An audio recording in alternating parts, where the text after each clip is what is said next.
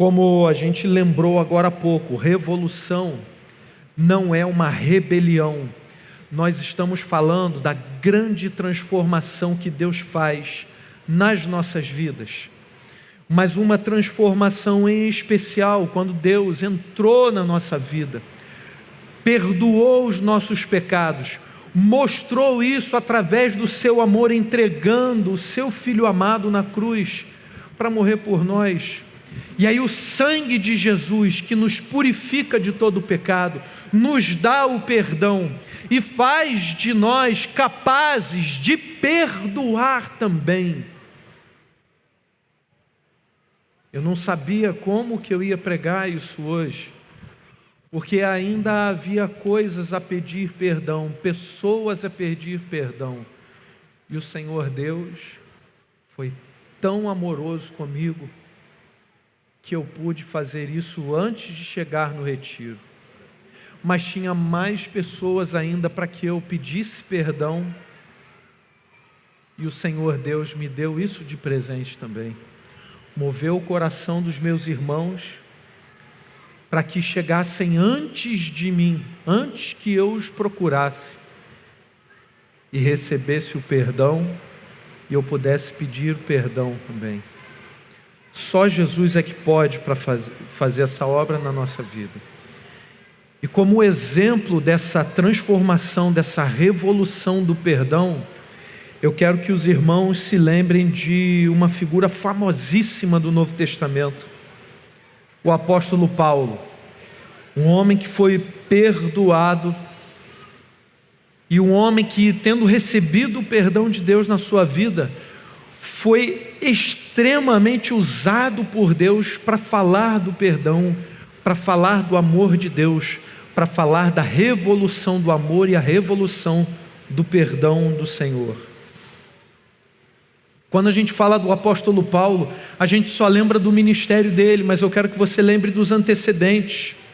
O apóstolo Paulo, como a gente acabou de ler o livro de Atos, eu creio que isso esteja muito claro na sua memória, muito vivo na sua memória. No capítulo 7 de Atos, por exemplo, a gente sabe que ali a gente viu a condenação de Estevão sendo massacrado, apedrejado por pregar o evangelho, e lá estava presente um homem que na época, como é chamado no texto de Atos 8, Saulo. Ele consentia na morte de Estevão, estava lá vendo Estevão ser apedrejado, um jovem que estava tomando conta das roupas, das vestes das outras pessoas, e tinha satisfação no seu coração na morte daquele cristão. Um homem que se julgava muito zeloso, vinha dos fariseus, conhecia a lei e se achava o máximo no cumprimento da lei.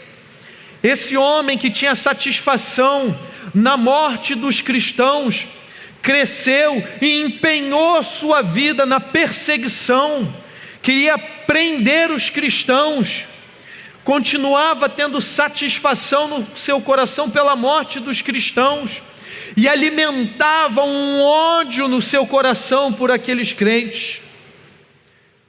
Se você acompanhar comigo o texto de Atos capítulo 9, no verso 1 a gente lê assim: Saulo, respirando ainda ameaças e morte contra os discípulos do Senhor, dirigiu-se ao sumo sacerdote e lhe pediu cartas para as sinagogas de Damasco, a fim de que, caso achasse alguns que eram do caminho de Cristo, tanto homens como mulheres, os levasse presos para Jerusalém. Saulo, respirando ainda ameaças e morte contra os cristãos, contra os discípulos de Jesus. Era assim que Saulo, naquela época, Paulo, chamado Saulo, vivia. Ele suspirava, inspirava ódio, ou seja, ele não só imaginava as coisas terríveis que faria com os cristãos, mas a sua essência, o seu interior, a sua alma estava tomada de ódio. Ódio aos discípulos, ódio a Cristo, aquele que na sua mente carnal, na mente carnal de Saulo, ele teria transgredido a lei. E aí a gente vai ver na vida de Saulo como o ódio a Cristo adoece a alma. É a primeira lição que nós vemos aqui. Como o ódio a Cristo adoece a alma. Saulo inspirava ódio, queria que os cristãos morressem. Toda a sua vida era planejar prender os cristãos. Tinha uma alma adoecida pelo ódio, pelo pecado. Tudo em Paulo era ódio. Seu interior estava tomado pelo desejo de prender e quiçá matar os cristãos. Pediu carta de autoridade para prender os cristãos, prender os crentes. Por quê? Só porque criam no caminho, na verdade, na vida. Os seguidores do caminho. Vocês percebem o estrago que havia na alma de Paulo? Tudo o que ele queria na sua vida não era comer, beber, desfrutar das bênçãos do Senhor. Ele queria aprender. Teve satisfação na morte e tortura de Estevão. Tinha satisfação. Imagina se nós estivéssemos na época de Paulo, tá? Ele com um bando de fariseus, sabemos que a Oceânica está reunida lá em Rio Bonito, Beautiful River. Eles estariam cercando a entrada e a saída. Os homens estariam descendo esse matagal aqui atrás. Nós clamando por Jesus, vibrando com os nossos louvores. Quando nós olhássemos, de repente estaríamos cercados. Eles chegariam aqui com lanternas, barulhos, nos assustando, dando tiro para o alto. Se eles estivessem na nossa época, né? E eles iam levar todo mundo preso em ônibus, iam colocar todo mundo nos furgões aí, tudo abafado, não ia ter ventilador não. Era essa a vida de Saulo, era essa a vida de Paulo, porque tudo na sua vida era ódio aos cristãos. E aí o texto nos diz como Paulo foi impactado pelo poder de Deus. Ele foi ofuscado pela luz de Jesus, no verso 3, enquanto seguia pelo caminho, ao aproximar-se de Damasco, subitamente uma luz do céu brilhou ao seu redor. Ele caiu por terra e ouviu uma voz que lhe dizia: Saulo, Saulo, por que você me persegue? Ele perguntou: Senhor, quem é você? E a resposta foi: eu sou Jesus a quem você persegue. Mas levante-se e entre na cidade, onde lhe dirão o que você deve fazer. Os homens que viajavam com Saulo pararam emudecidos, ouvindo a voz, mas não vendo ninguém. Olha o que Jesus faz na vida de Saulo. Ele causa um impacto tremendo, uma luz, e ele já não vai conseguir mais enxergar, como vocês sabem. Mas aí eu quero te dar uma palavra de conforto. Paulo, ele estava perseguindo os cristãos, e a gente vive num tempo esquisito. A gente tem sido perseguido no nosso país. A perseguição talvez não esteja tão acirrada, tão tremenda quanto a gente vê em outros lugares do mundo, onde os cristãos são de fato assassinados. Nós tivemos notícias recentes de 70 cristãos sendo decapitados. Irmãos, os cristãos ainda hoje sofrem o ódio porque creem em Jesus. Só que vejam o que acontece aqui. Jesus se apresenta a Saulo dizendo que era aquele a quem Paulo perseguia. Numa simples frase, Jesus deixa claro que aqueles que perseguem a igreja, aqueles que perseguem os que creem, estão perseguindo na verdade Jesus. A ofensa à igreja, à noiva de Cristo, é a ofensa ao próprio Jesus. E aí o que a gente vai ver é que a perseguição à igreja acaba por nos aproximar ainda mais de Jesus. Quanto mais nós somos perseguidos, mais nós nos aproximamos de Jesus. E vai acontecer algo semelhante com Paulo. Paulo perseguia, mas ninguém desistia de seguir a Jesus. Os cristãos continuavam insistindo, e o curioso nessa cena, que vai aparecer aqui, a cena da conversão de Paulo, é que o sofrimento de Paulo o aproximou de Deus, o aproximou de Jesus. E isso pode acontecer com qualquer pessoa. O sofrimento pode nos aproximar de Deus. É a nossa segunda lição. Vê o verso 8. Então Saulo se levantou do chão e, abrindo os olhos, nada podia ver. E guiando-o pela mão, levaram-no para Damasco. E esteve 3 dias sem ver, durante os quais nada comeu nem bebeu. Paulo respirava ameaça, respirava morte. Seu coração era tomado pelo ódio aos cristãos. E isso por si só já devia causar um monte de úlcera, gastrite, um monte de problema, um monte de ziquezira em Paulo. Além disso, nesse momento especial, o Senhor teve que imprimir ainda um sofrimento maior à sua vida. Ele fica cego, e aí numa espécie de jejum forçado, ele fica 3 dias sem comer e nem beber nada. Paulo estava ali de fato à beira da morte, na beira do abismo. Vocês sabem que o nosso corpo aguenta até 30 dias sem comida, mas não aguenta mais de 3 dias sem água. Pense então que naquele tempo, Paulo, com escassez de recursos, ele não estava ligado, ele não acompanhava um perfil no Instagram dos caras que dão dicas de saúde. Ele não, eu tenho que beber 3 a 4 litros de água por dia. Paulo já devia estar de certa maneira desidratado, e fica mais 3 dias sem comer nem beber. Já vivia numa situação que não era de fartura, ele estava no limite das suas forças. É possível mesmo que ele estivesse à beira da morte, seu corpo já estava entrando em colapso. E Deus usou esse sofrimento para aproximar Paulo de Jesus. Deus causou uma cegueira física para abrir os olhos espirituais de Paulo. E às vezes Deus faz isso com cada um de nós. Ele pode ter feito isso com cada um de nós antes de conhecer a Jesus. Depois de nós teimarmos em seguir o nosso próprio caminho, nossa própria mente, nossas ideias pecaminosas, Deus pode ter usado na nossa história pessoal o sofrimento para nos aproximar dele. É como C.S. Lewis disse no livro chamado O Problema da Dor, ou O Problema do Sofrimento: o sofrimento é um megafone de Deus para um mundo surdo. Ainda hoje nós vivemos e vemos o sofrimento acontecer ao nosso redor, e pode ser por causa disso. Deus pode estar usando o sofrimento para um mundo surdo, para ver se esse mundo acorda.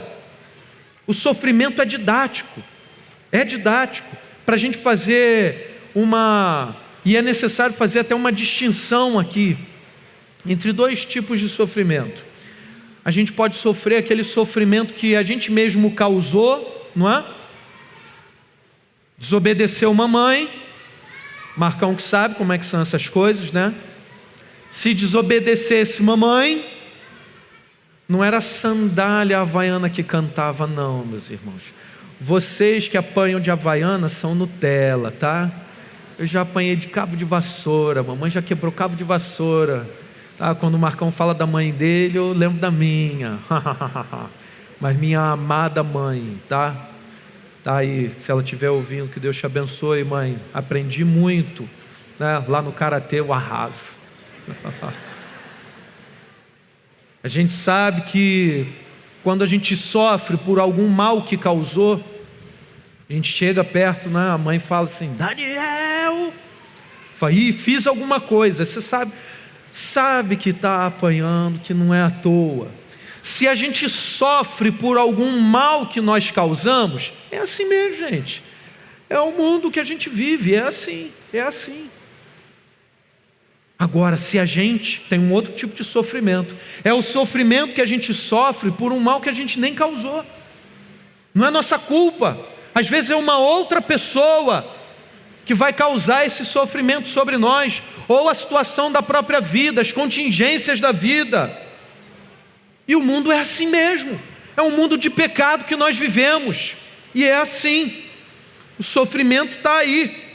Agora, se a gente sofre por causa de Cristo, também isso é muito bom, aí é motivo até de exaltação. Veja como Pedro diz lá em 1 Pedro 4: amados, não estranhem o fogo que surge no meio de vocês, destinado a pô-los à prova, como se alguma coisa extraordinária estivesse acontecendo. Pelo contrário, alegrem-se na medida em que são coparticipantes dos sofrimentos de Cristo. Se a gente sofre por causa de Cristo, isso é maravilhoso. E ele continua: para que também na revelação da sua glória vocês se alegrem exultando. Se são insultados por causa do nome de Cristo, vocês são bem-aventurados, porque o Espírito da glória, que é o Espírito de Deus, repousa sobre vocês. Que nenhum de vocês sofra como o assassino, ou ladrão, ou malfeitor, ou como quem se mete na vida dos outros, ou seja, um fofoqueiro. Sofreu por causa dessas coisas, está sofrendo por sua culpa mesmo. Mas se sofrer como cristão, não se envergonhe, pelo contrário, glorifique a Deus por causa disso. Você está sofrendo por causa de Cristo? Dá um glória a Deus aí, glória a Deus, glória a Deus. Sofreu porque pregou a Jesus, tomou um fora dos amiguinhos? Glória a Deus. Alguém deixou de falar com você? Glória a Deus. Alguém está te perseguindo, passando a perna em você porque você é cristão, porque você pregou a Jesus? Glória a Deus, glória a Deus. Sofrimento pode nos aproximar de Deus, e se sofremos como cristãos, isso é motivo para glorificarmos a Deus. Veja o exemplo também de Jeremias, profeta de Deus, levado a anunciar a palavra de Deus, e muitas vezes anunciando como profeta, como é típico do profeta, anunciando palavra de juízo. O Senhor vai pesar a mão sobre vocês, vocês estão sendo infiéis, deram as costas para Deus, são idólatras. O Senhor está trazendo a Babilônia aí, vocês vão ser capturados. O que aconteceu com Jeremias? Isolado. Deus ainda fala: Jeremias, você não vai poder casar não.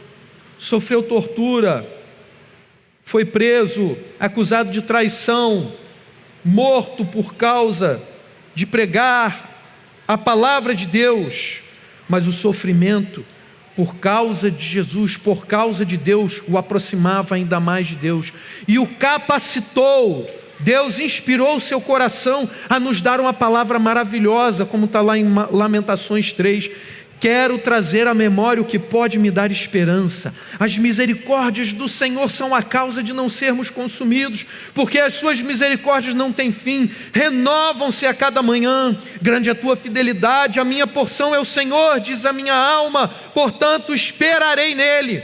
O Senhor é bom para os que esperam nele, para aqueles que o buscam. Bom é aguardar a salvação do Senhor, e isso em silêncio. Paulo esteve lá 3 dias sem comer, 3 dias sem beber, em silêncio, esperando o recado do Senhor, esperando que se cumprisse a visão que o Senhor deu a ele. O sofrimento o aproximou de Deus. Lembrem-se do exemplo de Jó também, que tanto sofreu por causa de Deus, se manteve fiel e foi capaz de dizer a Deus: eu te conhecia só de ouvir, mas agora os meus olhos te veem. Tudo isso porque recebeu do amor de Deus, recebeu o perdão do Senhor. O sofrimento de Jó o aproximou de Deus, assim como o sofrimento de Paulo, 3 dias sem ver, sem comer, nem beber, o fez se aproximar de Deus. E nos aproximamos de Deus para sermos curados do nosso pecado, ou seja, para sermos perdoados. E uma vez que nós estamos próximos a Deus, Ele nos usa para fazer coisas extraordinárias. Vejam que algo incrível acontece. Deus usa uma pessoa comum, um discípulo comum, para abrir os olhos de Paulo, um instrumento nas mãos de Deus. Olha o que o texto de Atos 9, 10 continua dizendo para nós, sobre a conversão de Paulo, como que foi esse perdão impactando a sua vida, uma revolução. Havia em Damasco um discípulo chamado Ananias. O Senhor lhe apareceu numa visão e disse: Ananias. Ao que ele respondeu: eis-me aqui, Senhor. Então o Senhor lhe disse: levante-se e vá à rua que se chama Direita, e na casa de Judas procure um homem de Tarso chamado Saulo. Ele está orando, e numa visão viu entrar um homem chamado Ananias, e impor-lhes as mãos para que se recuperasse a vista. Ananias, porém, respondeu: Senhor, de muitos tenho ouvido a respeito desse homem, quanto mal tem feito aos teus santos em Jerusalém. E aqui em Damasco ele tem autorização dos principais sacerdotes para prender todos os que invocam o teu nome. Mas o Senhor disse a Ananias: vá, porque este é para mim um instrumento escolhido para levar o meu nome diante dos gentios e reis, bem como diante dos filhos de Israel, pois eu mesmo vou mostrar a ele quanto deve sofrer pelo meu nome. Todos lembramos de Ananias, o esposo de Safira. A gente lembra do pecado, da mentira que eles cometeram, mas poucos se lembram aqui de Ananias, que foi usado por Deus para abençoar a vida de Paulo, para alcançar a vida de Paulo. O Senhor pegou um humilde discípulo para que dissesse a Paulo que ele era um escolhido de Deus, um vaso, um instrumento para levar o Evangelho, o nome de Jesus, a muitas nações, até os poderosos, até o palácio de César. Viram como Deus usa a igreja para abrir os olhos dos incrédulos? Essa é a nossa terceira lição. Jesus usa a igreja, usa as pessoas simples da igreja, usa a igreja para abrir os olhos dos incrédulos. Então Ananias foi, verso 17 de Atos 9. Então Ananias foi, e entrando na casa, impôs as mãos sobre Saulo, dizendo: Saulo, irmão, o Senhor Jesus que apareceu a você no caminho para cá, me enviou para que você volte a ver e fique cheio do Espírito Santo. Imediatamente caíram dos olhos de Saulo umas coisas parecidas com escamas, e ele voltou a ver. A seguir, levantou-se e foi batizado, e depois de comer, sentiu-se fortalecido. Saulo permaneceu alguns dias com os discípulos em Damasco, e logo nas sinagogas proclamava Jesus, afirmando que ele é o Filho de Deus. Gente, vocês perceberam como Deus operou a cura de Paulo? Ele levou alguém simples, Ananias. Ananias, ainda com medo, disse ao Senhor: Senhor, esse cara está aprontando por aí, ele está prendendo todo mundo, ele tem carta de autoridade lá de Jerusalém para prender todo mundo e levar lá para Jerusalém. Senhor, mas o Senhor esclareceu: este homem é separado por mim, ele é um vaso escolhido, ele é um instrumento meu para levar o nome de Jesus a todo canto. Você acha que Deus alcançou você, alcançou a mim, alcançou a todos nós com o seu amor, perdoou os nossos pecados com que intuito, com que objetivo? Para usar pessoas simples como nós, para levar o Evangelho a quem ainda não o conhece, não conhece Jesus. Deus usa os simples, não se menospreze. Deus usa a igreja toda para levar o nome de Jesus.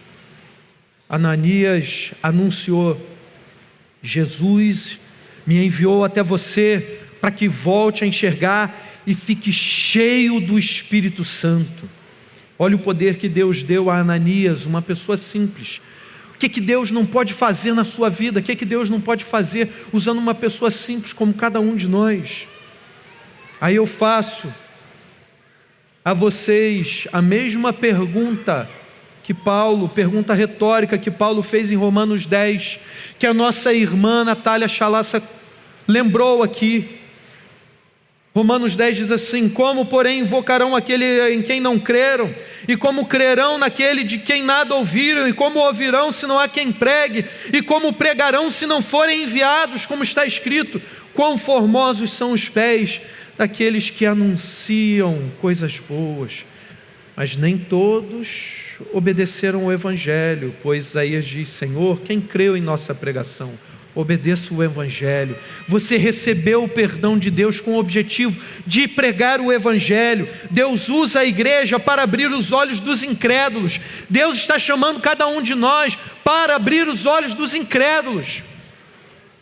O que é que você está fazendo que você não está evangelizando? O que é que você está fazendo que você não está dizendo para as pessoas ao seu redor que Jesus Cristo é quem salva, é que é o Salvador? Por que que você tem se calado diante do sofrimento do mundo e não tem anunciado a única solução para esse sofrimento, que é Jesus? Mas graças a Deus pela igreja que não se cala, glória a Deus pela igreja que afirma a salvação em Cristo, graças a Deus pela igreja que crê no nome que é sobre todo nome, e nós fazemos parte dessa igreja, amém? Nós somos parte da igreja que anuncia o perdão dos pecados em Cristo Jesus, amém? Pois somente Jesus pode transformar um pecador num evangelista. Foi o que ele fez com Paulo. Essa é a nossa quarta lição. Só Jesus transforma o pecador em um evangelista. Só Jesus. Veja o verso 21, capítulo 9 de Atos. Todos os que ouviam Saulo estavam atônitos e diziam: não é este o que exterminava em Jerusalém os que invocam o nome de Jesus e veio para cá precisamente para prender e levá-los aos principais sacerdotes? Saulo, porém, mais e mais se fortalecia e confundia os judeus que moravam em Damasco, demonstrando que Jesus é o Cristo. Só Jesus transforma um pecador em um evangelista.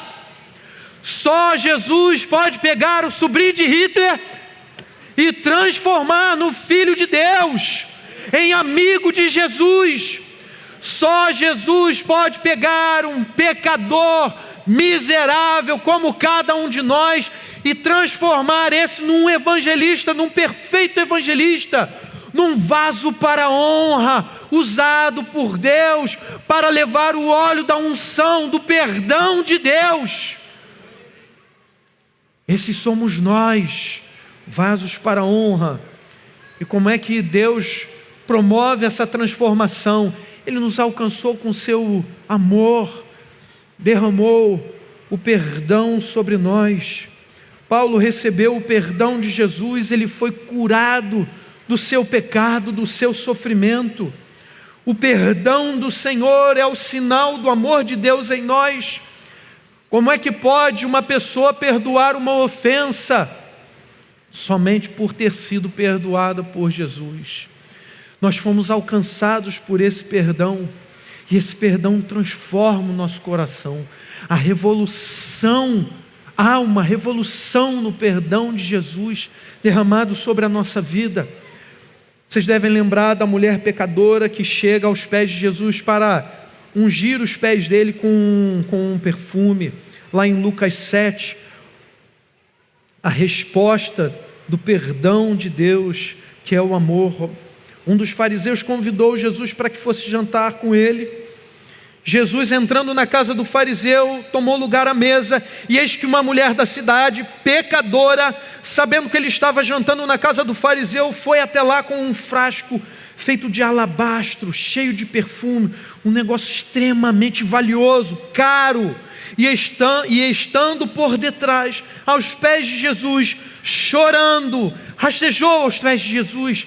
Ela molhava os pés de Jesus com suas lágrimas e os enxugava com os próprios cabelos. Ela beijava os pés de Jesus e os ungia com o perfume. Ao ver isto, o fariseu que o havia convidado disse consigo mesmo: se este fosse profeta, bem saberia quem e que tipo de mulher é esta que está tocando nele, porque é uma pecadora. E aí vocês sabem que, de acordo com a religião lá da época, a mentalidade dos fariseus, a pessoa estando em pecado, ela toca numa outra pessoa, a sua impureza passaria para a outra pessoa. Jesus se dirigiu então ao fariseu e lhe disse: Simão, tenho uma coisa para lhe dizer. Ele respondeu: diga, mestre. Jesus continuou: certo credor tinha 2 devedores, um lhe devia 500 denários e o outro devia 50. e como eles não tinham com que pagar, o credor perdoou a dívida de ambos. Qual deles, portanto, amará mais? Qual deles amará mais? Simão sabia. Respondeu: penso que é aquele a quem mais perdoou. Jesus disse: você julgou bem. E voltando-se para a mulher, disse a Simão: você está vendo essa mulher? Quando entrei aqui em sua casa, você não me ofereceu água para lavar os meus pés. Esta, porém, molhou os meus pés com lágrimas, enxugou-os com os cabelos. Você não me recebeu com um beijo na face. Ela, porém, desde que entrei, não deixou de beijar os meus pés. Você não ungiu a minha cabeça com óleo, mas esta, com perfume, ungiu os meus pés. Por isso afirmo a você, que os muitos pecados dela foram perdoados, porque ela muito amou. Mas aquele a quem pouco se perdoa, pouco ama. Então Jesus disse à mulher: os seus pecados estão perdoados. Os que estavam com ele à mesa começaram a dizer entre si: quem é este que até perdoa pecados? Mas Jesus disse à mulher: a sua fé te salvou, vá em paz, os seus pecados estão perdoados. Aquela mulher tinha muitos pecados. Paulo perseguia os cristãos, respirava ódio, exterminava os cristãos, e os pecados deles foram perdoados. Ele foi alcançado pelo perdão do Senhor. Nós fomos alcançados pelo perdão de Deus. Não deixe o inimigo ficar jogando na sua cara os seus pecados, para que você fique olhando somente para a sua imperfeição. Deixe Deus promover aí o perdão sobre a tua vida. E aí, tendo recebido o perdão, arrependa-se e confie em Jesus. Ninguém está falando para você tratar os seus pecados, os seus erros de maneira desleixada, não é isso não. Mas nós precisamos olhar para Jesus. Sabemos que muito fomos perdoados. Jesus morreu por nossa causa. O Filho de Deus morreu por causa do nosso pecado. Você pode até achar assim: Senhor, eu só fiz uma fofoquinha, nunca assassinei ninguém, só fiz uma fofoca. Você é um pecador, nós somos uns pecadores. Nas mãos de um Deus irado, nós iríamos todos para o inferno. Mas graças a Deus que o nosso Deus não apenas se ira, mas é um Deus amoroso que mostrou o seu amor em Cristo Jesus. Na nossa vida foi feita uma revolução, a revolução do amor de Deus, a revolução do perdão de Deus. A revolução do perdão de Deus é essa: transformar o pior dos pecadores num perfeito evangelista. Essa revolução que Deus pode fazer na sua vida também. Transformar-nos em perfeitos evangelizadores. A gente viu o caso de Paulo. Quero que você se lembre também em casos mais próximos de nós. Filho do Ramás, um livro famoso há pouco tempo, Mossab Hassan Youssef, um garoto criado para ser um terrorista, filho do Ramás, filho de daqueles que eram parte da chefia dessa organização terrorista, que há pouco tempo fez as piores atrocidades mais recentes que a gente tem ouvido falar. Aquele homem foi criado para assassinar, vivia a sua vida se inspirando, respirando ódio aos judeus, respirando ódio aos infiéis por causa da sua religião. Aquele homem foi alcançado por Jesus. Mossab Youssef foi preso pelo Shin Bet, que é o serviço secreto israelense, e a partir daquela prisão, ele começou a ouvir as verdades, as atrocidades que o Hamas cometia. E na sua prisão ele ouviu de Jesus, ele foi alcançado por Jesus, ele recebeu uma Bíblia, começou a ler a palavra de Deus, e o Senhor Jesus fez uma revolução no coração dele. Humanamente falando, todo aquele ódio que ele respirava, toda aquela vida de morte, na verdade, querendo assassinar todos os infiéis, para ele não havia perspectiva de redenção, não havia perspectiva de salvação, mas Jesus o alcançou e transformou o filho do Hamas em filho de Jesus. Vocês devem lembrar também do exemplo de Sam Childers, conhecido como o pastor metralhadora, Machine Gun Preacher. Tem um filme até sobre ele, né? Machine Gun Preacher ficou em português como Redenção. O título foi bom, né? Porque se colocasse assim, pastor metralhadora, não ia ficar muito bem em português. Machine Gun Preacher, ou ao pé da letra assim, o pregador metralhadora. O filme ficou como Redenção, porque foi exatamente isso que Deus fez na vida de Sam Childers. Um criminoso, um viciado, liberto da prisão, cumpriu sua pena, chega em casa, se depara com a sua esposa convertida, uma mulher que era mulher da vida, largada, dançarina de clube de striptease. Ele fala: quem é você? E aí, vamos embora, traz dinheiro, mulher. Cadê o dinheiro? Eu falei: não faço mais isso não. Que não faz isso? O que você faz? Vou para a igreja. Igreja? Você está maluca? Ele demorou um tempo, resistiu, mas o amor, a revolução do amor de Deus o alcançou, a revolução do perdão do Senhor o alcançou, e o Senhor Deus transformou um criminoso, um viciado, em um evangelizador. Mas não foi pouca coisa que Deus fez, o chamou para uma faixa de guerra no Sudão, onde as pessoas estão vivendo em guerra até hoje. Uma milícia sudanesa sequestra as crianças e não raras as vezes obriga as próprias crianças a matarem os seus próprios pais, e sequestra essas crianças para fazer uma lavagem cerebral, participar dessa milícia e fazer as piores atrocidades. E esse homem chamado por Deus é apelidado de Machine Gun Preacher, o pastor metralhadora, porque onde ele vive, onde está lá, onde criou um orfanato, onde Deus mandou criar a obra, lá ele teve que até pegar em armas para se proteger daqueles homens pecadores, malfeitores, assassinos. O mundo não é brincadeira, mas veja o que a revolução do perdão de Deus faz. Transforma pessoas criminosas, viciadas, em perfeitos evangelistas. E cada um de nós aqui, assim eu espero, cada um de nós foi alcançado pelo perdão de Deus. Cada um de nós teve o seu coração revolucionado pelo perdão de Deus. E aí, sabendo dessas coisas, sabendo que fomos alcançados, eu quero que você empenhe sua vida em duas ações, duas aplicações. Primeira, entregue-se totalmente, confie totalmente em Jesus. Entregue-se totalmente, confie totalmente em Jesus, pois Jesus nunca nos abandona.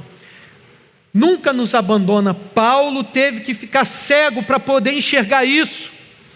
E aí, depois da sua conversão, ele teve a certeza em todos os dias da sua vida que Jesus estava com ele. Jesus nunca nos abandona, porque ele mesmo disse, ele mesmo prometeu. Lá em João 6, a gente lê no Evangelho de João: todo aquele que o Pai me dá virá a mim, Jesus diz, e o que vem a mim de maneira nenhuma lançarei fora. Aquele que vem a mim de maneira nenhuma o lançarei fora. Jesus convida: venha a mim, venha a mim, porque eu desci do céu não para fazer a minha vontade, mas a vontade daquele que me enviou. E a vontade do Pai que me enviou é esta: que nenhum de todos aqueles que me deu se perca, mas que ressuscite no último dia. Portanto, a vontade daquele que me enviou é esta: que todo aquele que vê o Filho e crê nele tenha vida eterna, e eu ressuscitarei no último dia. A revolução do perdão de Deus, o Senhor nos alcançou e nos fez enxergar toda essa verdade do Evangelho. Aquele que vai a Jesus, de maneira nenhuma o Senhor Jesus o lançará fora. Então entregue-se totalmente, confie totalmente em Jesus. Você não precisa ficar cego no escuro total para confiar em Jesus. A gente não precisa ficar totalmente sem chão, desnorteado, para confiar em Jesus. Ele está aqui hoje. Ele quer a nossa entrega total. Se você que já crê em Jesus, você ainda fica titubeando, vacilando, não se entregou à missão, não tem evangelizado, se sente frio, receba o perdão de Deus. Na verdade você já recebeu. Deixa Jesus aquecer o seu coração. Entregue-se totalmente, confie totalmente em Jesus. Ele está aqui hoje, Ele está aqui agora. A gente não precisa chegar ao fundo do poço para entender isso, para receber esse perdão, para entender que nós somos amados, para entender que Jesus fez uma revolução na nossa vida. Nós recebemos o perdão total dos nossos pecados, como Paulo fala em Efésios 1. Nele temos a redenção pelo seu sangue, a remissão dos pecados, segundo a riqueza da sua graça, que Deus derramou abundantemente sobre nós em toda a sua sabedoria e entendimento. Senhor Jesus quer de nós essa entrega total, essa confiança total, porque Ele sabe o que faz. Só Jesus pode fazer essa obra, só Jesus pode transformar a nossa vida. Jesus nos chamou para que a gente, uma vez transformados pelo perdão de Deus, nós levemos a mensagem e a gente seja capaz de perdoar aquilo que pode parecer até imperdoável, como a gente viu acontecer na vida de Jim Elliot, né? Jim Elliot e alguns de seus amigos missionários foram pregar o evangelho a uma tribo isolada, os Aucas, e depois de alguns apelos e ações evangelísticas, eles sentiram que conseguiriam fazer um contato com aquela tribo, que era uma tribo muito perigosa e violenta. Mas quando eles pensaram que iriam conseguir conversar com eles, quando parecia que eles seriam bem recebidos, eles pegaram o avião, pousaram próximo à tribo, e aquela tribo os atacou e assassinou todos aqueles missionários. A família de Jim Elliot e de outros missionários permaneceu no local. O Senhor Deus fez uma revolução no coração daquela tribo. O Senhor Deus fez uma revolução na vida da família de Jim Elliot, sua esposa, seu filho. Eles foram capazes de perdoar o assassino do seu pai, o assassino do seu marido. Eles foram capazes de perdoar. Surreal. E aí o que Deus fez? Transformou aquele indígena, aquele homem daquela tribo, de assassino num pastor. E tempos depois, um dos filhos daquele missionário foi batizado por aquele pastor. Isso é maluquice, isso é coisa doida que o mundo nunca vai entender. Só a revolução do perdão de Deus é que pode promover. Somente a revolução do perdão de Jesus.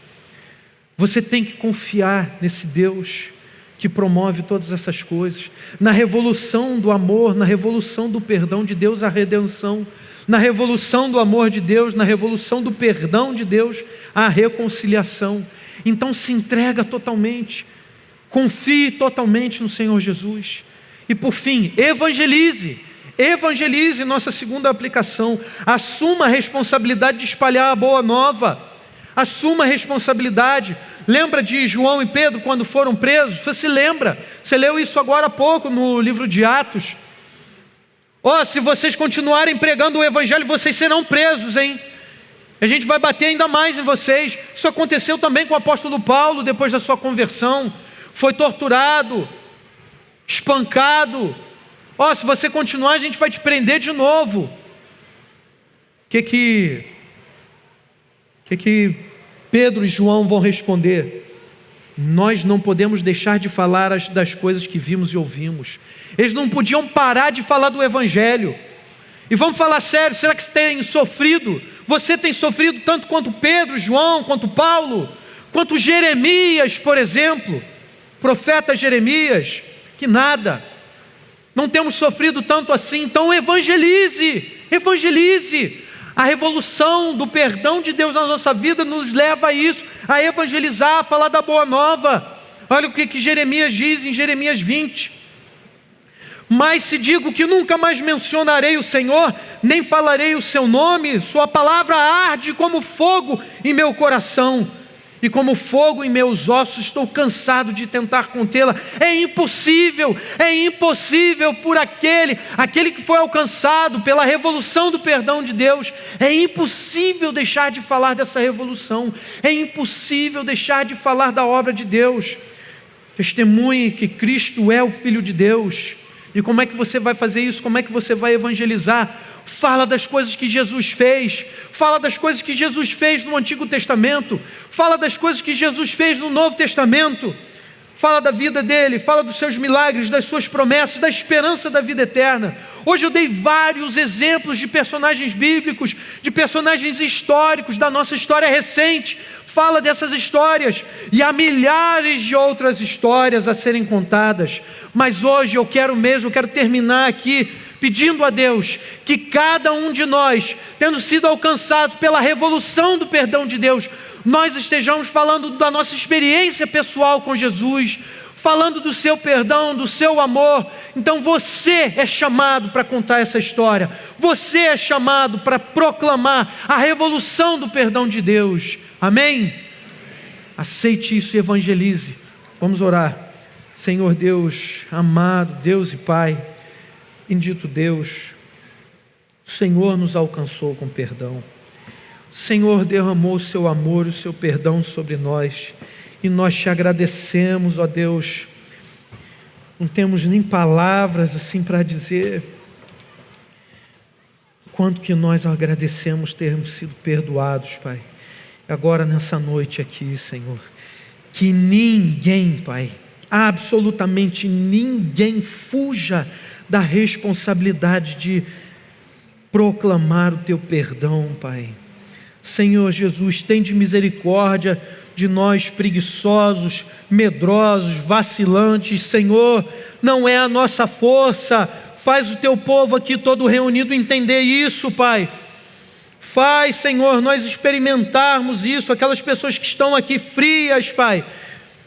Faz a revolução, Senhor. Aquelas pessoas que ainda têm caído no pecado, Senhor, faz a revolução no coração delas, para que elas recebam o perdão, Senhor, para que elas não sejam mais escravas do pecado, Pai, mas estejam totalmente voltadas para o Senhor Jesus, e que elas estejam proclamando o perdão dos pecados em Jesus, Senhor.